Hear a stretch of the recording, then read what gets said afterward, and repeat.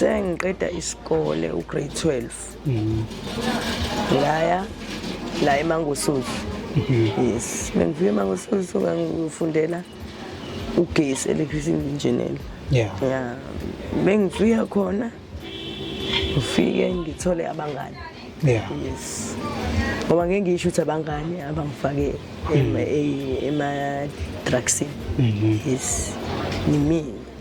Futhi bengifika eMangosuthu ngifike ngifunde. Uyazi impilo yaseTheshana. Yeah. Yes. Ngoba usuke usuyiphethe. Yebo.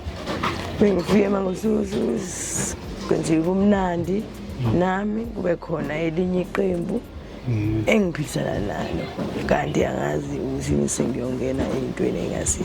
Futhi sihambe besiphuma into engibhema mina kakhulu ugwayi.